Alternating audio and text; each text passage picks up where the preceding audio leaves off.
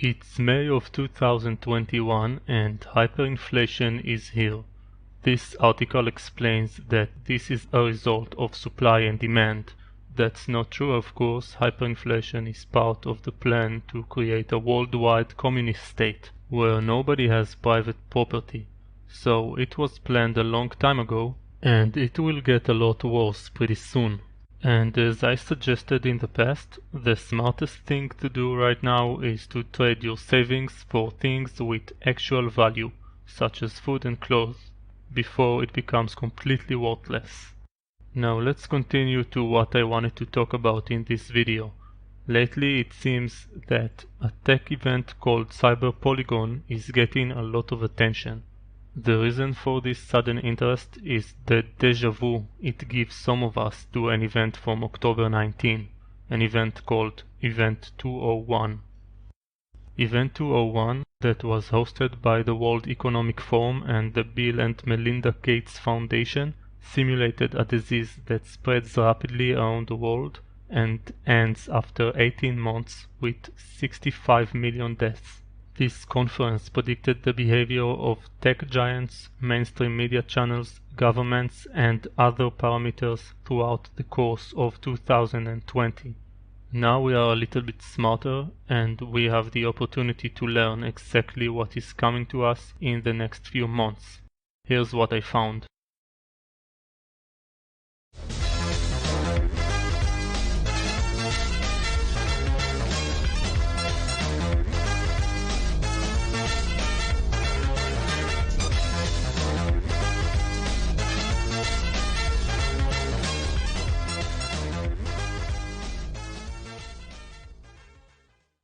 Cyber Polygon is an annual event that took place for the first time in 2019.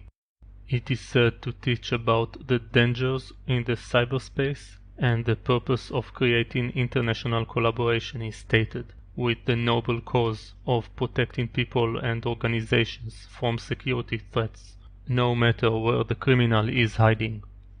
The Cyber Polygon event provides training that is meant to improve reaction time to scenarios such as distributed denial of service attack, where a server is flooded with requests that make it collapse, web application attack, where a user gains access they shouldn't have, and ransomware attack, where an attacker blocks access to files from the person who owns them.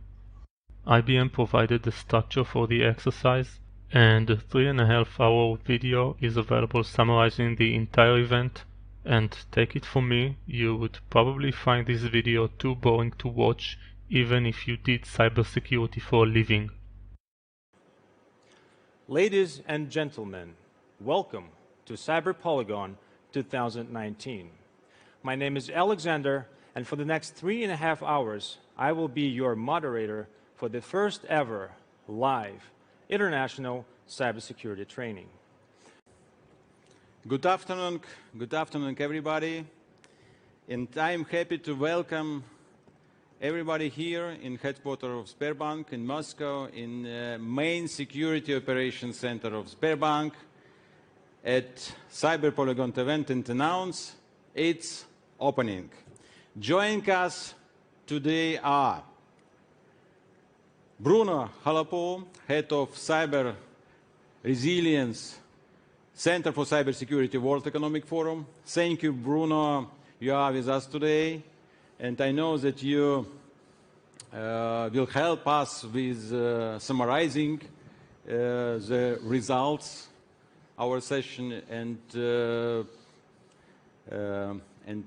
discuss the outcomes of this event.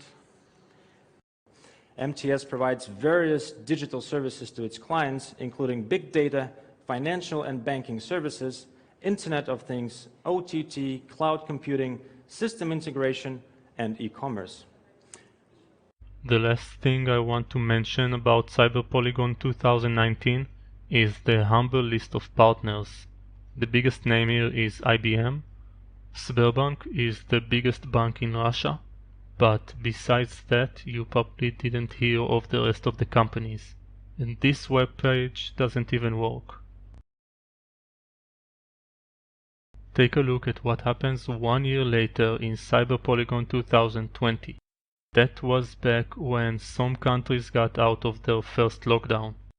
Now we got ICANN, that's the organization that controls the internet pretty much. News channels are involved.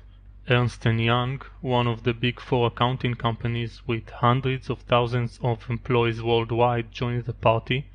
There are so many banks and companies involved now. Something is going on. This time, the World Economic Forum took over the event. Both the Russian Prime Minister and the founder of the World Economic Forum had speeches. It's such a privilege to address you all at a time when we so much rely on digital infrastructure and, of course, its underpinning cybersecurity. They had talks about complete digitalization of every aspect of our lives. This is what some people refer to as the fourth industrial revolution. One interview that I found interesting is about making people cooperate with authorities. It is mentioned that there are two approaches, trust and fear. In other words, people can be either manipulated or threatened to follow instructions. Will we be able to build trust and join forces against cybercrime after the crisis is over? Or will we need another crisis to unite us once again? They will require cooperation, and those will require trust. And so I think it's really important that the trust, starts first with the awareness, information sharing, direct contacts, and then over time we can actually have a cooperation that's emerging from trust there. Here they talk about fighting fake news. You should already know that my videos and channels with similar content are classified in this way. They were already prepared for growth in demand for this sort of content for a long time. This speak about a cyber crisis was given by a partner in Ernst & Young, and I want to talk a bit about the significance of that. Ernst & Young is an accounting firm that is part of a group that is called the Big Four accounting firms. The Big Four used to be the Big Five until 2001. Arthur Anderson, the fifth wheel of the group, was involved in the Enron scandal, where the energy corporation Enron committed fraud for billions of dollars. I'm not going to elaborate on Enron and Arthur Anderson, but I wanted to mention that the Big Four's main business is accounting and auditing, or at least it used to be. As you can see here, Ernst & Young are really interested in cybersecurity all of a sudden. Another Big Four company leaning towards that direction is PricewaterhouseCoopers, who was a partner in the ID 2020 project that aimed to provide every person in the world with digital identity.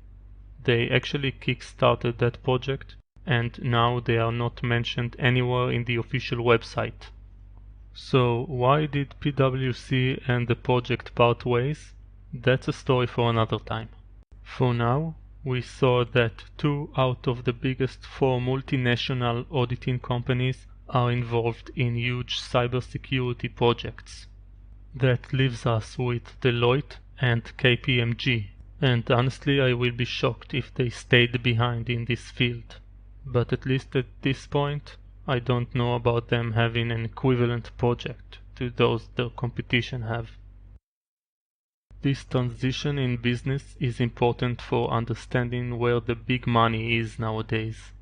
The last thing I want to point out about the Cyber Polygon 2020 agenda is that we see that the World Economic Forum is collaborating with an intelligence agency, the British Interpol. So you can imagine how serious this event is. That's it for the agenda. The exercise this time was about prevention of a digital pandemic. What is a digital pandemic, you may ask? They mentioned something about companies' databases being hacked, and there were a lot of banks involved. Should we assume that it is about accounts being emptied by alleged hackers? That seems to me like the most likely scenario. But before we come up with wild theories, let's see what we can learn from the next Cyber Polygon event that is planned for July of 2021. Here is a quote from the training description page. An attack on a single company can jeopardize the entire ecosystem. What they describe here is an awful design of a system. In computer terms, it is called high coupling. What it means is that a problem in one part of a system will cause problems elsewhere. Imagine that you turn on your television and your fridge stops working. This is pretty much what they described here. And if this is the kind of systems your country uses, then those who chose it should be under investigation, because there is no way that this is an honest mistake. In the exercise, they will have one team defending from attacks and one team identifying the attackers using phishing techniques. So I guess they will need a scapegoat. My money is on the Russians. And there you have it, right in your face. Just like Event 201 predicted a viral disease that will force governments to lock citizens in their homes and censor alternative news channels 2 months before it happened, Cyber Polygon predicts a cyber attack that will shut down banks and entire countries. The media will report that hackers attacked suppliers' networks, no hospitals, no food supply, and no electricity. What can you do to prepare for it? Take all of your savings out of your bank account, buy food and necessities that will last for at least a couple of months, get the knowledge and tools to care for yourself when the shutdown takes place, produce your own electricity if you can, and make sure that you are completely independent.